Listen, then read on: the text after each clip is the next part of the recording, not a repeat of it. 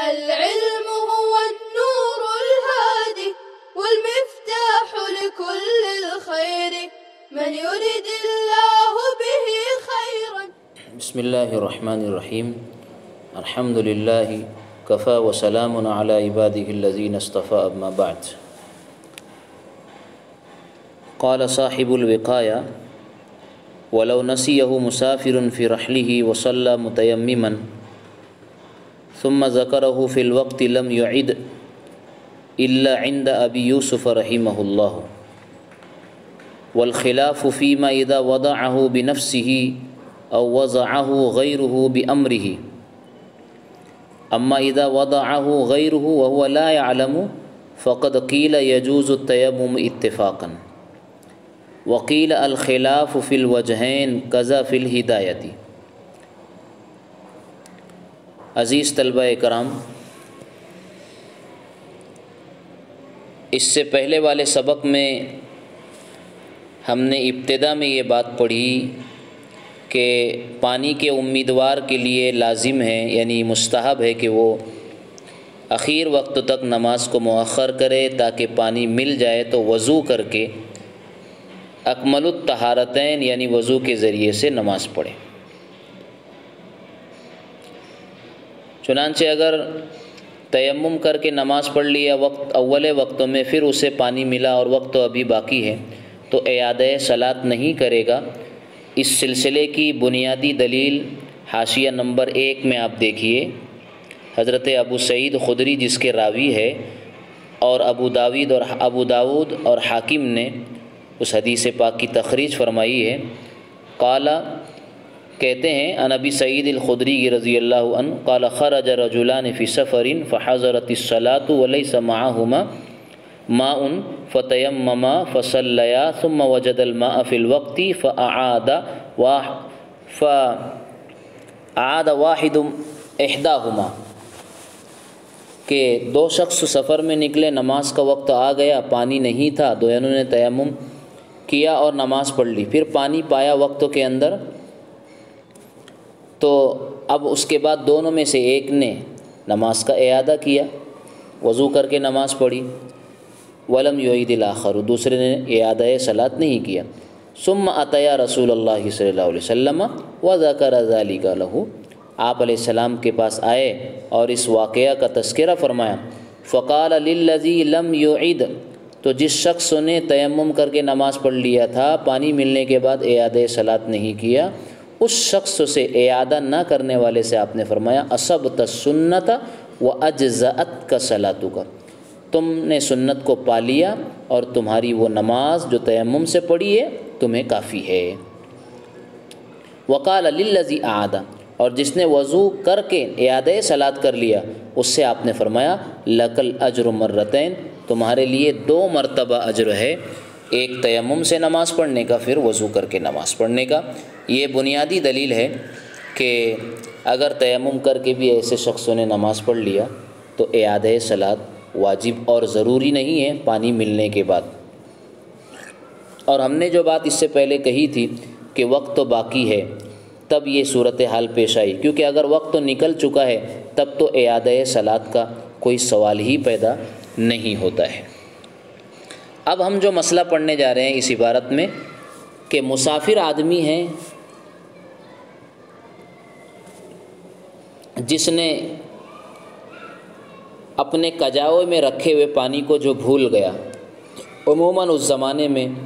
جب اونٹوں پر قافلے چلا کرتے تھے، اونٹوں کی سواریاں، گھوڑ سواریاں ہوتی تھیں، اور اونٹ کے اوپر جو کجاوا رکھا جاتا ہے جس میں سفر کا ضروری سامان، توشہ اور پانی وغیرہ رکھا جاتا ہے، تو اس کجاوے میں رکھے ہوئے پانی کو وہ بھول گیا. جیسے جانور کے لیے ہودج ہوتا ہے، جانور کے لیے ایک سیٹ ہوتا ہے جس پر بیٹھا جاتا ہے، اسی طریقے سے اونٹ پر کجاوا رکھا جاتا ہے، اس میں توشہ سفر اور بہت سی ضروری چیزیں ہوتی ہیں.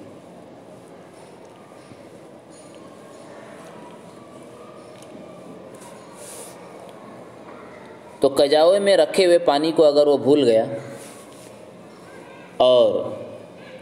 اس نے نماز پڑھی، تیمم کر کے نماز پڑھ لی، پھر وقت تو میں اسے پانی یاد آ گیا، وقت تو ابھی باقی ہے،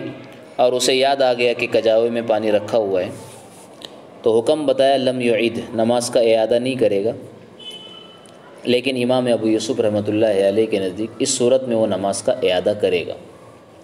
اولاً یہ بات سمجھ لے کہ یہاں فی الوقت کی جو قید لگائی ہے، اس سے وقت کے بعد یاد آنے کا استثناء نہیں ہے کہ اگر وقت کے بعد پانی کی موجودگی اسے یاد آئی کجاوے میں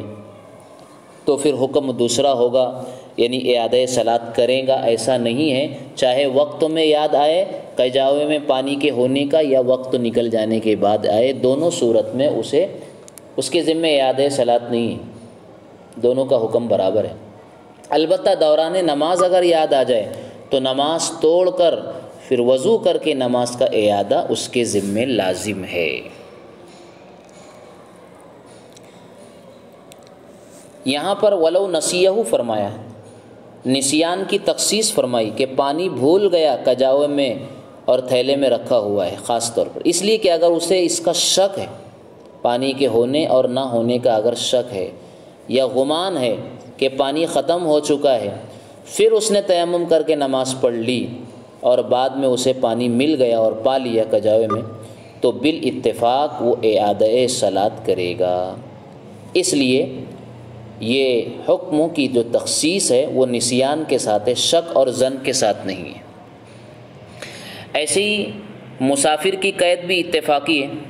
اس لیے کہ اگر مقیم کے ساتھ یہ معاملہ اگر پیش آیا کہ کسی جگہ اس نے پانی رکھا ہو اور اسے یاد نہ آئے اور وہ تیمم کر کے نماز پڑھ لے اور بعد میں اس کو یاد آ جائے پانی کی موجودگی اور اس کا علم ہو جائے، تو حکم وہی ہے جو مسافر کا بیان کیا گیا ہے۔ حضرت امام ابو یوسف رحمۃ اللہ علیہ کے نزدیک وقت کے اندر پانی یاد آ جانے سے نماز کا اعادہ واجب ہے، اس لیے کہ جب اس کے کجاوے میں پانی موجود ہے تو لازمی طور پر وہ فرماتے ہیں کہ وہ پانی پر قادر ہے، کیونکہ کجاوا اس کے قبضے میں ہے، لہٰذا اس صورت میں اس کی یہ فراموشی معتبر نہیں ہوگی، کیونکہ پانی اس کے پاس موجود ہے، کجاوے پر اس کا قبضہ ہے، اب اس کی یہ فراموشی قابل اعتبار نہیں ہے، وہ پانی کو پانے والا ہے، اس لیے نماز دوبارہ پڑھنی ہوگی جب دوبارہ اسے پانی مل گیا تو۔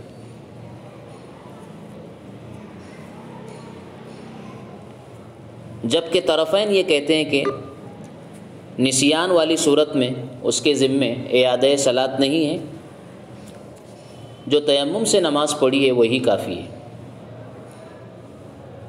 امام ابو یوسف رحمہ اس لیے کہ یہاں نسیان ہے اور نسیان اللہ کی طرف سے ہے،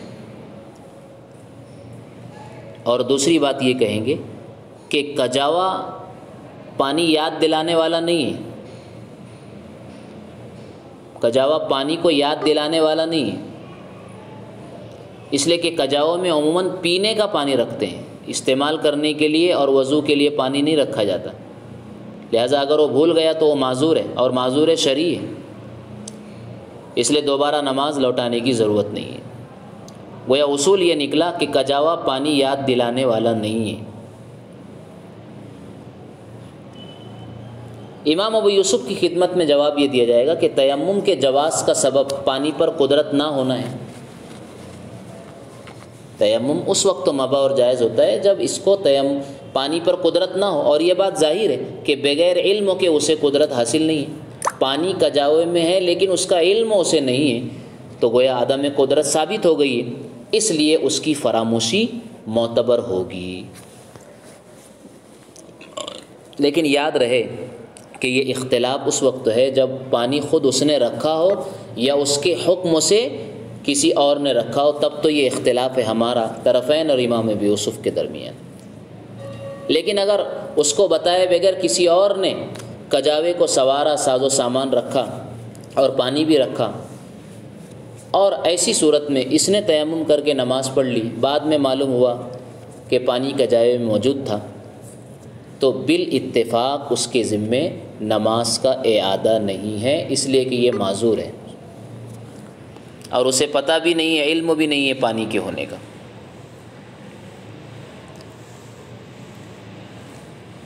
اسی کو بیان فرمایا والخلاف فیما اذا وضعه بنفسه او وضعه غیره بامره، اختلاف اس صورت میں جب پانی خود اس نے رکھا ہو یا اس کے حکم سے دوسرے نے رکھا ہو۔ اما اذا وضعه غیره، بہرحال کسی اور نے کجاوے میں پانی رکھا وہ ولا يعلم، اور اسے پتہ نہیں ہے، تو کہا گیا ایک قول یہ ہے کہ يجوز التیمم اتفاقا، بالاتفاق تیمم جائز ہے، اس لیے کہ اب اس کے معذور ہونے میں کوئی شک باقی نہیں رہ جاتا ہے۔ وکیل، اور ایک قول یہ ہے کہ الخلاف فی الوجہین، کہ اختلاف دونوں صورت میں ایسا ہی ہے جیسا کہ اوپر ذکر کیا گیا۔ دونوں صورت سے مراد یہ ہے کہ پانی خود اس نے رکھا ہو یا کسی اور نے رکھا ہو اور اسے پتہ نہ ہو۔ قضا فی الہدایہ، ہدایہ میں اسی طرح ہے کہ یہ اختلاف اس صورت میں بھی باقی رہے گا، جیسا کہ حاشیہ نمبر 12 میں دیکھیے، یعنی یہ اختلاف گویا مطلق ہے، چاہے خود رکھا ہو یا کسی اور نے رکھا ہو پانی۔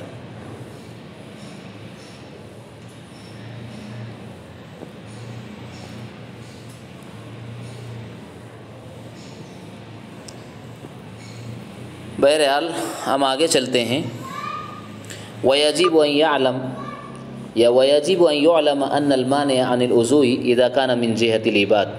كَأَسِيرٍ يَمْنَعُهُ الْكُفَّارُ عَنِ الْوُضُوءِ أَوْ مَحْبُوسٍ فِي السِّجْنِ وَالَّذِي قِيلَ لَهُ إِن تَوَضَّأْتَ قَتَلْتُكَ فَيَجُوزُ لَهُ التَّيَمُّمُ لَكِنْ إِذَا زَالَ الْمَانِعُ يَنبَغِي أَن يُعِيدَ الصَّلَاةَ كَذَا فِي الذَّخِيرَةِ۔ اس باب کے آخری مسائل، آخری مسئلہ یا آخری باتیں ہم پڑھنے جا رہے ہیں، وہ یہ ہے کہ تیمم کو جائز کرنے والی جتنی صورتیں ہیں، جتنی صورتیں عام طور پر سامنے آتی ہے، ان کی دو قسمیں ہیں۔ تیمم کو مباح کرنے والی جو شکلیں ہیں وہ عموماً دو قسم کی ہیں۔ ایک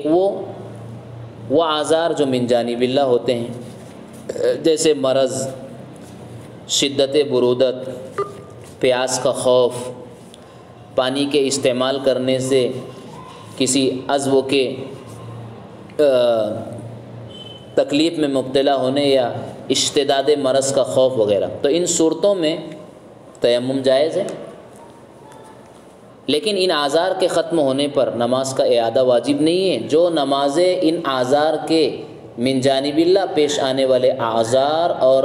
موانع کے پیش آنے کی صورت میں جو نمازیں تیمم کر کے پڑھی گئی ہے، آزار ختم ہونے کے بعد ان نمازوں کا اعادہ واجب نہیں۔ دوسری قسم وہ آزار ہے اور وہ موانع ہیں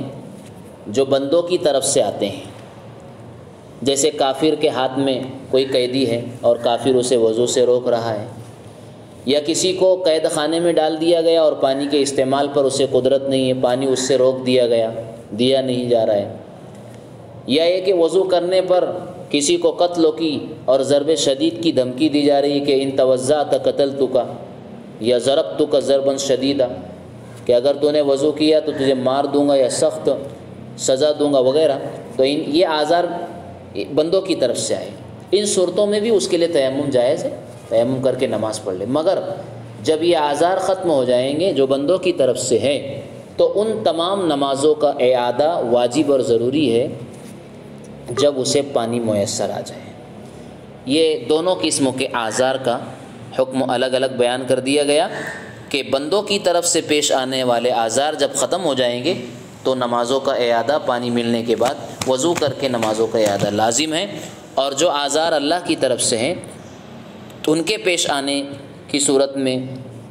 جو نمازیں تیمم کر کے پڑھی گئی ہے، آزار کے ختم ہونے کے بعد ان نمازوں کا اعادہ اس کے ذمہ لازم اور ضروری نہیں ہے۔ اسی کو کہا جا رہا ہے وَيَجِبُ أَن يُعْلَمَ، یہ بات کا جان لینا بھی ضروری ہے، أَنَّ الْمَانِعَ عَنِ الْوُضُوءِ إِذَا كَانَ مِنْ جِهَةِ الْعِبَادِ، کہ وضو سے مانع جب ایسا ہو جو بندوں کی طرف سے پیش آتا ہو، كَأَسِيرٍ يَمْنَعُهُ الْكُفَّارُ عَنِ الْوُضُوءِ، جیسے کہ ایک قیدی آدمی ہے، کافر لوگ اسے وضو سے روک رہے ہیں، او محبوس فی السجن، یا ایک وہ شخص ہے جو جیل میں قید اور محبوس ہے، مقید ہے، والذی قیل لہ ان توضأت قتلتک، اور ایک وہ شخص ہو جس سے یہ بات کہی جا رہی ہے کہ اگر تو وضو کرے گا تو میں تجھ کو قتل کر دوں گا یا ایسی مار ماروں گا جو موجب ہلاکت ہو سکتی ہے، فیجوز لہ التیمم، تو اس کے لیے تیمم جائز ہے۔ لیکن اذا زال المانع ینبغی ان یعید الصلاۃ، لیکن جب مانع ختم ہو جائے تو لازم ہے، یہاں ینبغی بمانے یجب کے ہے کہ لازم اور واجب ہے کہ وہ نماز کا اعادہ کرے گا۔ قضا فی الذخیرہ، ذخیرۃ العقبہ کے اندر یہ مسئلہ اسی طرح سے لکھا ہوا ہے۔ اس سے پتہ چلا کہ وہ آزار اور وہ موانع جو من جانب اللہ ہے، اللہ نے اسے ان آزار اور موانع میں مبتلا کیا ہے، ان کے ختم کے بعد ان نمازوں کا اعادہ ضروری نہیں ہوگا جو تیمم کر کے اس نے پڑھی ہے۔